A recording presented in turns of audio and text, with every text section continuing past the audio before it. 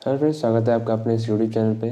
और आज के अपने इस वीडियो में हम पिछली क्लास को कंटिन्यू करने वाले हैं। पिछली क्लास में हमने एचसीएफ देखा था, एचसीएफ के कॉन्सेप्ट को देखा था, अपवर्तक देखे थे, समापवर्तक और महत्तम समापवर्तक को देखा था। आज के अपने इस वीडियो में हम एलसीएम को देखने वाले हैं, जिसे हम लीस्ट कॉमन मल्टीपल या लोवेस्ट कॉमन मल्टीपल भी कहते हैं। हिंदी में हम उसे लघुत्तम समापवर्तक कहते हैं। तो हम आज एलसीएम को देखेंगे, एलसीएम के कॉन्सेप्ट को देखेंगे, एलसीएम और एचसीएफ में संबंध के बारे में देखेंगे, और इसके बाद हम इसके जो क्वेश्चन आते हैं प्रीवियस ईयर पूछे गए हैं उन क्वेश्चंस को भी देखेंगे। तो इस वीडियो में बने रहिएगा, वीडियो को लास्ट तक देखिएगा और इसको समझने की कोशिश करिएगा। आज अगर आप इस वीडियो को देख लेते हैं तो आपको एलसीएम समझने के लिए और कहीं नहीं जाना पड़ेगा।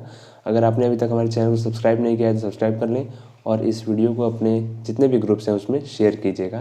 तो चलिए शुरू करते हैं। सबसे पहले आज हम देखने वाले हैं एलसीएम, जिसे लीस्ट कॉमन मल्टीपल या लोवेस्ट कॉमन मल्टीपल भी कहते हैं। ये आज की क्लास 10 है। 9 क्लास हम पहले ही मैथ की कर चुके हैं, डीएलएड फर्स्ट सेमेस्टर की। वो आपने नहीं देखी है तो चैनल पर जाकर देख सकते हैं। इसे हम लघुत्तम समापवर्तक भी कहते हैं। जैसे कि हमने कल भी देखा था कि यदि हम शब्दों को तोड़ के देखें तो समापवर्तक में हमको एक वर्ड दिख रहा है अपवर्तक। एक वर्ड हमको दिख रहा है अपवर्तक, जिसे हम गुणज भी कहते हैं, यानी कि इंग्लिश में हम इसे मल्टीपल भी कहते हैं। ठीक है, तो होता क्या है अपवर्तक? जैसे कि मान लीजिए दो संख्याएं दी हुई हैं 3 और 8। तो 8 और 3 का गुणनफल क्या होगा? 24 होगा। तो ये जो 8 और 3 है इन्हें हम कहते हैं अपवर्तक। और इनका जो गुणनफल ही आया है इसे हम कहते हैं अपवर्तक। यानी कि अपवर्तक जो होता है वो दो संख्याओं के गुणनफल का परिणाम होता है। ठीक है, दो संख्याओं को जब हम गुणा करते हैं तो हमें जो संख्या मिलती है वो उन संख्याओं का अपवर्तक कहलाती है। और जिन संख्याओं को हम गुणा करते हैं उन्हें हम क्या कहते हैं? अपवर्तक कहते हैं। अपवर्तक का यूज़ हम एचसीएफ में करते हैं, जिसे महत्तम समापवर्तक कहते हैं, और अपवर्तक का यूज़ हम एलसीएम में करते हैं। जो अपवर्तक का मतलब ये होता है, जैसे कि मान लीजिए हमने पूछा कि 2 के अपवर्तक बताइए। ठीक है, तो हम 2 में जो प्राकृतिक संख्याएं होती हैं 1 2 3 4 उन सबका गुणा करते चले जाएंगे तो हमें उसके अपवर्तक मिलेंगे। जैसे 2 में हम 1 का गुणा करेंगे तो 2 मिलेगा, 2 में 2 का गुणा करेंगे तो 4 मिलेगा। ऐसे ही 6 8 10 12, जैसे 2 का जो पहाड़ा है हम आगे पढ़ते जाएंगे और हमें 2 के क्या मिलेंगे? सब अपवर्तक मिलेंगे। ऐसे ही 3 है तो 3 एकम 3, 3 दूनी 6, 3 9 12 15, ये सब 3 के अपवर्तक हो जाएंगे। ठीक है, यानी कि 3 के जितने भी मल्टीपल हैं, गुणज है उसके, वो सब 3 के अपवर्तक कहलाएंगे। ठीक है, यानी कि किसी भी चीज़ का पहाड़ा ही उसका अपवर्तक होता है। ठीक है, सीधी सी बात याद रखिए। किसी भी संख्या में हम प्राकृतिक संख्या 1 2 3 से गुणा करते जाएंगे तो उसके अपवर्तक हमें मिलते जाएंगे। ठीक है, आई होप ये कॉन्सेप्ट आपको समझ में आ गया होगा कि अपवर्तक होता क्या है।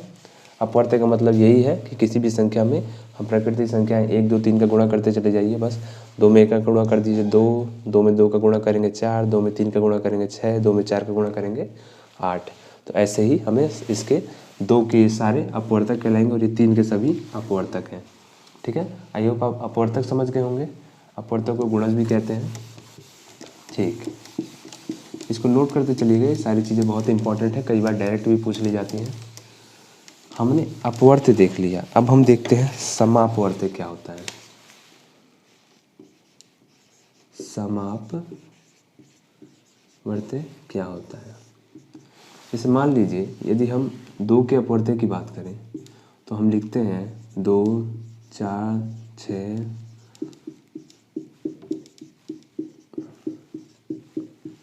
18। ठीक है, 3 की यदि हम बात करें 3 6 9 12 15 18 21। 4 की यदि हम बात करें 4 8 12 16 20 24 28। ठीक है, अब इसमें हम देखें कौन सी ऐसी संख्या है जो इन तीनों में कॉमन है। तो हमें दिख रहा है कि यहाँ पे ये जो 12 है इसमें भी है, इसमें भी है और इसमें भी है। तो हम बात करें यदि 12 की, तो ये 12 क्या होगा, ये 12 हमारा समापवर्त्य हो जाएगा, क्योंकि ये समान अपवर्त्य है, तीनों में है ये, ठीक है। और भी यदि कोई संख्या ऐसी होती जो इन तीनों में उपलब्ध होती, जैसे कि 6 की हम बात करें तो 6 इसमें है मगर इसमें नहीं है, 8 इसमें है इसमें मगर इसमें नहीं है। तो यदि कोई संख्या ऐसी और हो जो इन तीनों में हो तो वो भी इसके समापवर्त्य हो जाएगी, ठीक है। अपवर्त्य हम समझ गए, और समापवर्त्य मतलब कि दी हुई संख्याओं में ऐसी एक संख्या जो तीनों में उपलब्ध हो या तीनों को भाग कर सके, वो हमारा समापवर्त्य कहलाती है, ठीक है। तो इसी तरह से हमने अपवर्त्य देखा और अब हम समापवर्त्य भी समझ गए, ठीक है।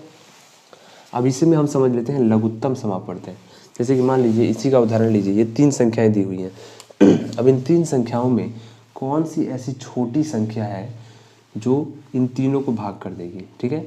इसमें देखिए 12 जो है इसमें भी है, इसमें भी है और इसमें भी है, और छोटी से छोटी संख्या भी है। लघु माने क्या होता है, छोटा। वो जो HCF था वो महत्तम था, यानी बड़े से बड़ा हम ज्ञात करेंगे, और लघुत्तम समापवर्त्य हम छोटे से छोटा देखेंगे, ठीक है। तो 12 वह छोटी से छोटी संख्या है जो इन तीनों में उपलब्ध है, तीनों के समापवर्त्य है, तीनों को भाग कर देगी, मतलब तीनों से भाग चली जाएगी, ठीक है। भाग करेगी नहीं, भाग चली जाएगी तीनों से।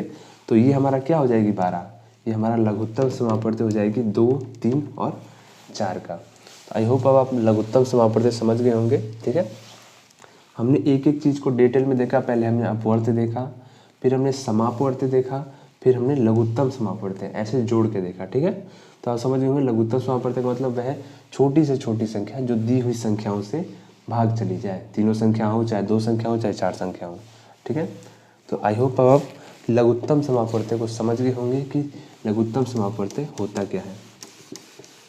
PTC 2015 के एग्ज़ाम में एक बार डायरेक्ट पूछ लिया था, कुछ संख्या दी हुई थी और डायरेक्ट पूछ लिया था कि इसके समापवर्त्य बताइए। जैसे 9 और 12 के समापवर्त्य बताइए, 4 और 5 के समापवर्त्य बताइए।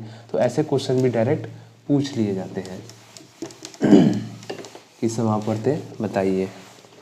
चलिए आइए अब हम देखते हैं कि हम LCM निकालते कैसे हैं। LCM निकालने की 2 विधि होती है। एक तो गुणनखंड विधि होती है जो कि हमने SCF में भी देखा था, और एक भाग विधि होती है जो भी हमने SCF में दोनों विधियाँ देखी थी, इसमें भी दोनों विधि होती हैं। एक गुणनखंड विधि होती है, एक भाग विधि होती है। तो सबसे पहले हम गुणनखंड विधि देख लेते हैं। क्या होती है गुणनखंड विधि, देखिए मान लीजिए दी हुई है 3 संख्याएँ 8, 16 और 20 का LCM ज्ञात करना है। तो पहले हम लिख लेते हैं 8, 16 और 20। तो देखिए अभी हमें 8, 16 और 20 का LCM निकालना है, ठीक है। तो हम 8 के यदि मल्टीपल 8 को तोड़ेंगे तो हम क्या लिखेंगे, 2 दूनी 4 दूनी 8 लिखेंगे। जितना टूटता है उतना आप तोड़ते जाइए। अगर 16 को हमको तोड़ना है तो हम लिख सकते हैं 8 दूनी 16, मगर 8 तो अभी और टूट सकता है ना, इसको तोड़ेंगे 2 चौक 8। अभी 4 को भी हम और तोड़ सकते हैं तो हम लिखेंगे 2 दूनी 4, ठीक है। अब हम 20 को तोड़ते हैं। 20 को यदि हम तोड़ेंगे तो हम लिख सकते हैं 2 ढाई के 20। अब जो 10 है उसे भी हम भी और तोड़ सकते हैं, 2 पच्चे 10। अब 5 को हम नहीं तोड़ सकते क्योंकि 5 एक अभाज्य संख्या है। अब हम इसका LCM लिखते हैं। LCM यदि हम देखें तो सबसे पहले जो संख्या तीनों में कॉमन है उसे देखिए। जैसे ये 2 है, ये तीनों में कॉमन है तो इसको एक बार लिख दीजिए। फिर से ये वाले जो 2 हैं ये भी तीनों में कॉमन है, इसको एक बार लिख दीजिए। फिर से आगे देखिए ये जो 2 है ये 2 दोनों में है तो इसे हम एक बार लिखेंगे, ठीक है, क्योंकि ये दोनों में अवेलेबल है इसलिए इसको एक बार लिखेंगे।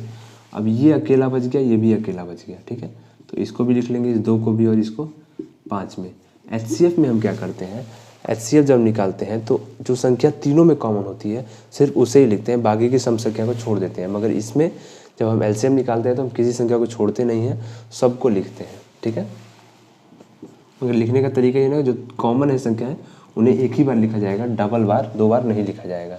अब इसको हम गुणा करें, 2 दूनी 4, 4 दूनी 8, 8 दूनी 16, 16 पचे 80। तो 80 हमारा क्या हो जाएगा, इसका LCM हो जाएगा, ठीक है। इसी तरह से यही मेथड होता है गुणनखंड विधि से हम LCM निकालते हैं। HCF और LCM बहुत थोड़ा सा अंतर होता है कि इसमें यदि हम गुणनखंड विधि से HCF निकालें तो हमारा 2 और 2 जो तीनों में कॉमन है सिर्फ उन्हीं को लेंगे, यानी कि 4, 8 और 16 और 20 का HCF हो जाएगा। मगर हम LCM की बात करें तो हम सभी संख्याओं को लेते हैं, ठीक है। तो चलिए ये आप समझ गए होंगे कि गुणनखंड विधि से हम कैसे ज्ञात करते हैं अपना LCM। अब हम आगे देख लेते हैं कि भाग विधि से हमें कैसे ज्ञात करना है।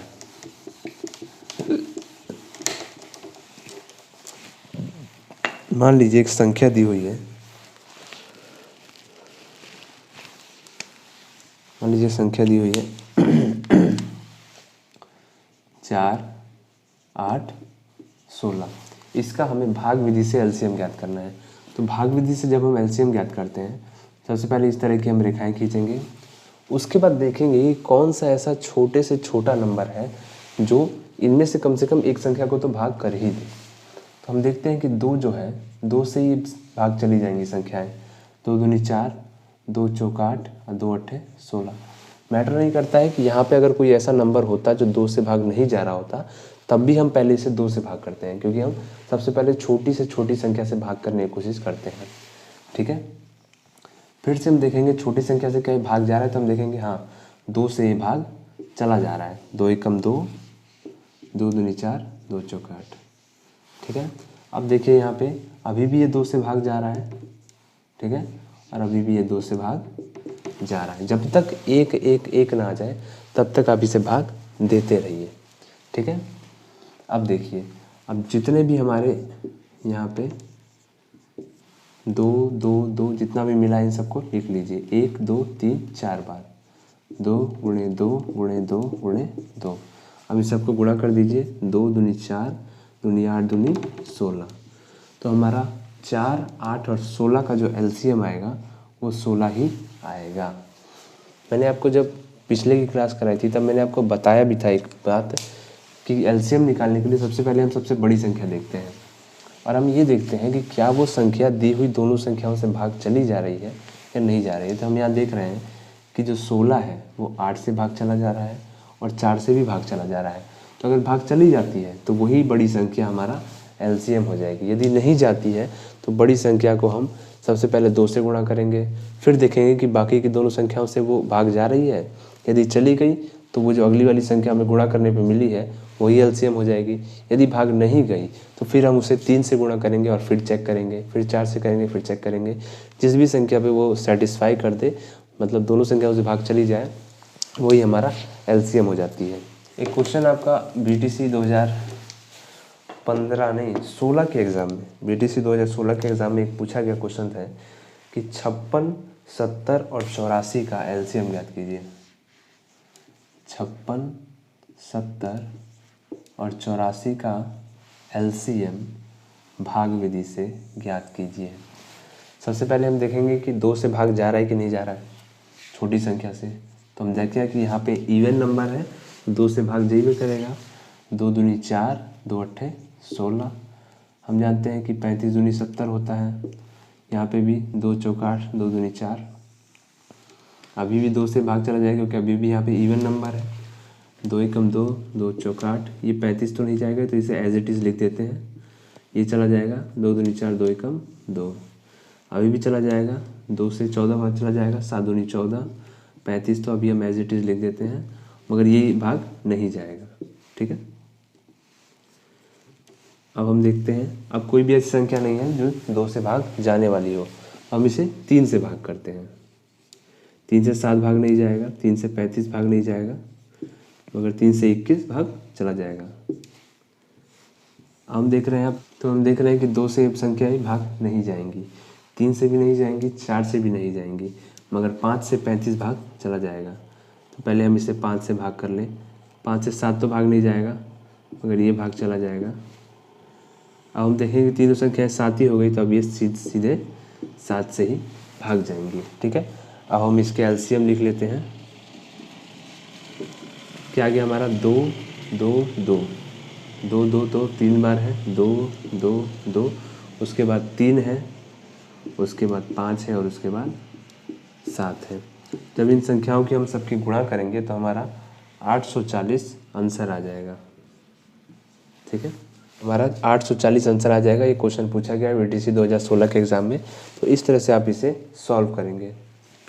आइए अब हम LCM और HCF में संबंध देख लेते हैं कि LCM और HCF में संबंध क्या होता है। तो एक फार्मूला हमारा बड़ा फेमस है और ये हमारा डेफिनेटली काम आएगा ही आएगा। BTC के फर्स्ट सेमेस्टर का एग्ज़ाम हो या सेकंड सेमेस्टर का, ये हमारा फार्मूला काम आता ही है। फार्मूला हमारा क्या होता है कि मस गुणे लस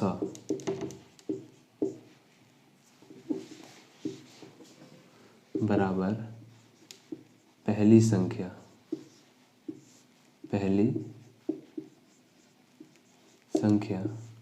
गुणे दूसरी संख्या।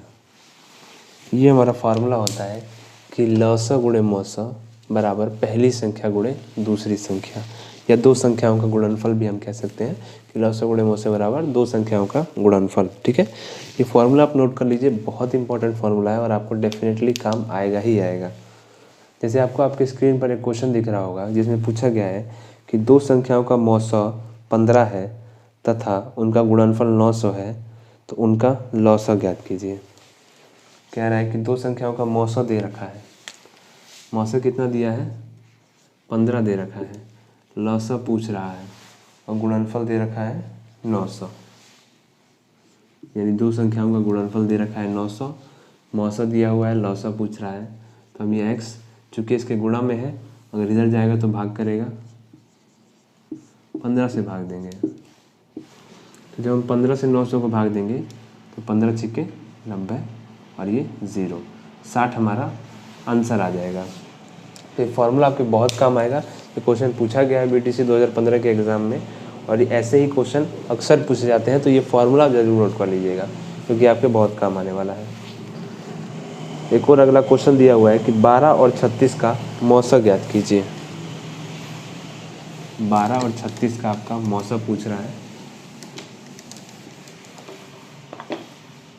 हम डायरेक्ट क्वेश्चन ही देख रहे हैं सारे।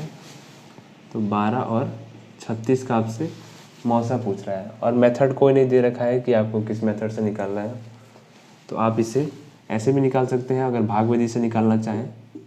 भाग विधि से यदि हम निकालते हैं तो 12 तिये 36, ये ऐसे ही कट गया, इसका मतलब 12 ही हमारा क्या हो जाएगा, इसका HCF हो जाएगा। ठीक है, एक और क्वेश्चन दिया है कि 4, 8 और 12 का मौसा ज्ञात कीजिए। 4, 8 और 12 का भाग विधि से भी निकाल सकते हैं, गुणनखंड विधि से भी निकाल सकते हैं।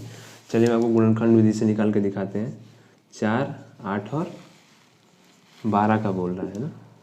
पहले हम 4 को तोड़ लेते हैं, तो 2 दूनी 4, फिर 8 को तोड़ लेते हैं, 2 दूनी 4 दूनी 8, ये 2 दूनी 4 तिये 12।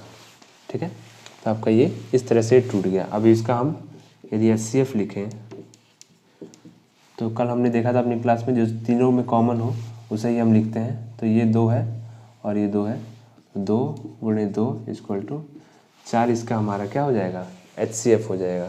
क्योंकि बाकी की संख्याओं को हम HCF में नहीं लिखते हैं, सिर्फ अगर यदि LCM होता तो इन दोनों संख्याओं को भी हम गुणा करते, मगर चूंकि हमारा HCF हम निकाल रहे हैं तो जो तीनों में कॉमन होंगी संख्याएँ उसे ही हम लिखेंगे। ठीक है, ये क्वेश्चन आपको आपकी स्क्रीन पर दिख रहा होगा कि इसमें पूछा गया है कि यदि दो संख्याओं का गुणनफल 1560 है और यदि पहली संख्या यानी एक संख्या 30 दी हुई है तो दूसरी संख्या बताइए।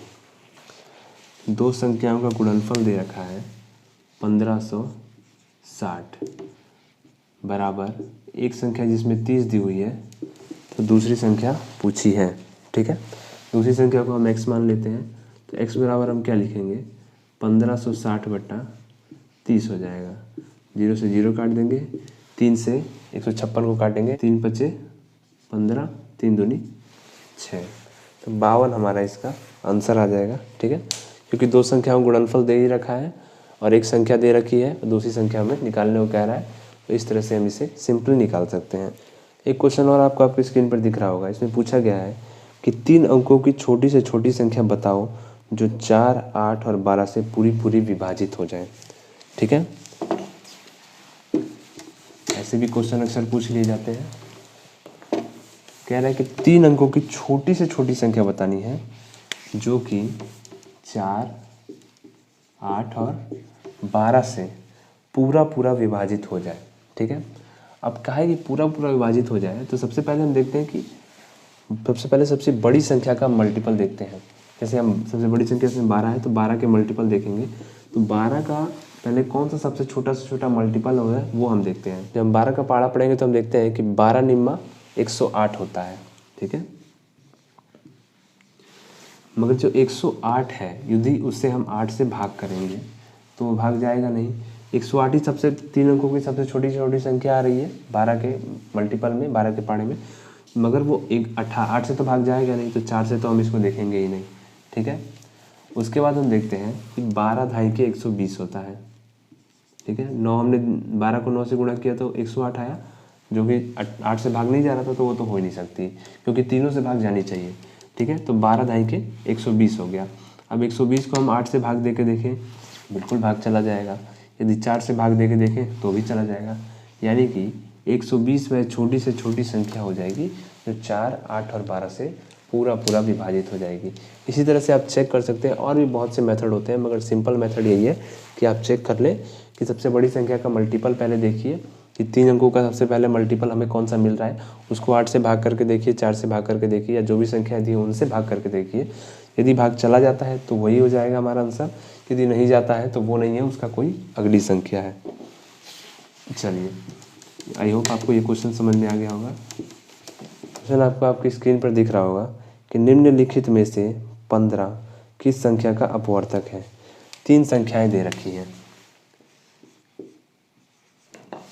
तो देखिए ये 3 संख्याएं दी हुई हैं। अब पूछा है कि इनमें से 15 जो है किस संख्या का अपवर्तक है। ठीक है, तो देखिए हमने जब आपको अपवर्तक पढ़ाया था तो हमने बताया था अपवर्तक वह संख्या होती है जो दी हुई संख्या को पूरा पूरा विभाजित कर दे, तभी वह उस संख्या का अपवर्तक कहलाएगी। ठीक है, तो यदि हम 15 से इसको भाग करके देखें तो ये 15 से भाग नहीं जाएगा। अगर इसको भाग करें तो ये भी 15 से भाग नहीं जाएगा, मगर जो ये संख्या है ये 15 से भाग चली जाएगी। इसका मतलब इस संख्या का अपवर्तक है 15।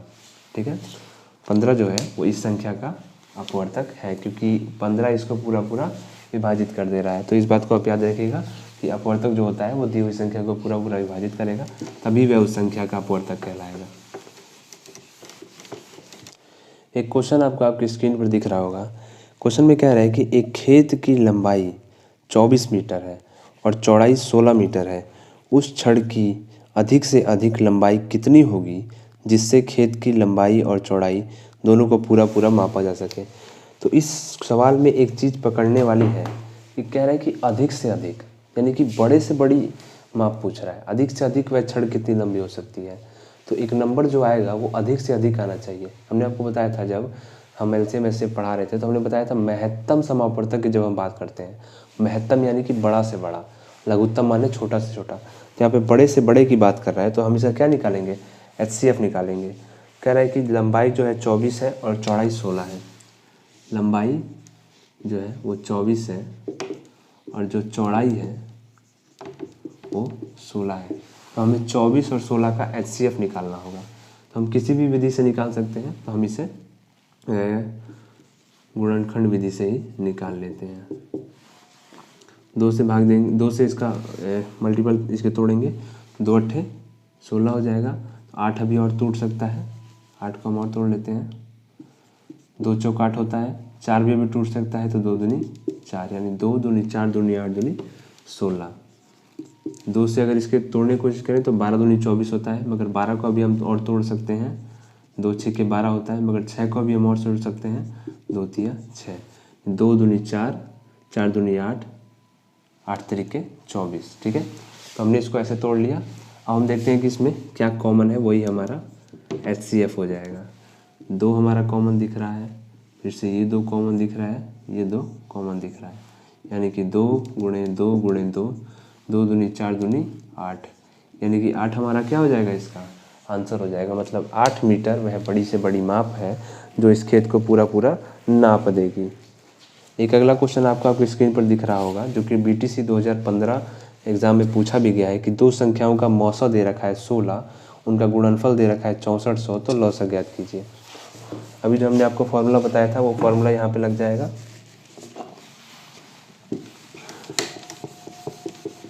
उस फॉर्मूले को आप ज़रूर याद रखिएगा, क्योंकि फॉर्मूला आपके बहुत काम आएगा। तो ये नीली स्याही मिट नहीं रही है।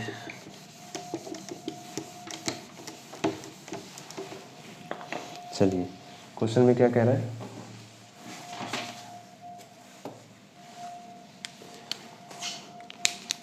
फॉर्मूला हमने आपको क्या बताया था? मौसा गुणे लौसा बराबर दोनों संख्याओं का गुणनफल। हम मान लेते हैं वो संख्या है x और y है, ठीक है। तो मौसा दे रखा है जिसमें 16, लौसा हमसे पूछ रहा है, और दो संख्याओं का गुणनफल हमको दे रखा है ऑलरेडी 6400 दे रखा है, ठीक है। x तो हमें मान निकालना ही है, 6400 यहाँ पे है ही है, 16 इधर गुणा में इधर आएगा, क्यों भाग में चला जाएगा, 16 चौक 64, यानी कि 400 हमारी वो उसका लॉसा हो जाएगा। तो दो संख्याएं हैं उनका लॉसा क्या हो जाएगा हमारा 400 हो जाएगा, ठीक है। एक क्वेश्चन और है जो BTC 2016 के एग्जाम में पूछा गया है। देखिए वो क्वेश्चन क्या है।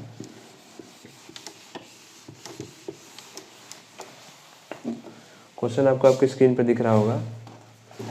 पूछा हुआ है कि दो संख्याओं का मौसा 35 है, लौसा 525 है, उनमें से एक संख्या 175 है, तो दूसरी संख्या ज्ञात कीजिए। देखिए मौसा दे रखा है 35, मौसा हमारा क्या दे रखा है 35 दे रखा है, ठीक है। और हमारा लौसा दे रखा है 525, 525 हमारा लौसा दे रखा है। एक संख्या हमारी 175 दे रखी है और दूसरी संख्या हमारी पूछ रहा है, ठीक है। हमें को नहीं पता है कौन सी संख्या पूछी या कौन सी संख्या दी गई है, हम किसी को भी मान सकते हैं, ठीक है। अब यहाँ से हम y लिखेंगे, ये इसके गुणा में इधर जाके भाग करेगा, तो ये हो जाएगा 35 गुणे 525 बटे में 175। 35 से इसको काटेंगे तो 35 बचे 175 हो जाएगा। 5 से इसे हम काटेंगे, 5 एकम 5 और 0 25, यानी कि हमारी दूसरी संख्या क्या आ जाएगी 105 आ जाएगी, ठीक है। जो कि ऑप्शन में दिया भी हुआ है 105 हमारा आंसर आ जाएगा। आई होप ये आपको समझ में आया होगा। तो आज की क्लास को हम यहीं पे रखते हैं, और हमारी ये पूरा LCM और HCF का जितना भी कॉन्सेप्ट था वो सब खत्म हो चुका है। कुछ सवाल हैं जो कि बहुत ही ईजी हैं। तो आपको ये वीडियो पसंद आया होगा, आपको LCM और HCF का कॉन्सेप्ट समझ में आया होगा। कल का HCF का हो चुका है, LCM का भी हो गया। हमने LCM और HCF में संबंध भी देख लिया और काफ़ी सारे सवाल भी देख लिए, ठीक है। तो अगर ये वीडियो आपको पसंद आया तो वीडियो को लाइक कीजिएगा। अगर आपको कोई सजेशन है कि वीडियो में ये इम्प्रूवमेंट होना चाहिए तो आप कमेंट में करके बता सकते हैं। यदि किसी स्पेसिफिक टॉपिक पे आपको वीडियो चाहिए तो वो भी आप कमेंट में बता सकते हैं। यदि कोई चाहते हैं आप सब्जेक्ट हम चालू करें नया, उस पर भी आप कमेंट कर सकते हैं। वीडियो कैसा लगा ये कमेंट में ज़रूर बताइएगा। अगर आपको वीडियो पसंद आए तो वीडियो को लाइक कीजिएगा और चैनल को सब्सक्राइब जरूर करिएगा। इस वीडियो को अपने ग्रुप्स में शेयर कीजिएगा ताकि और लोगों को भी इसके बारे में पता चल सके। Thanks a lot for watching दोस्तों।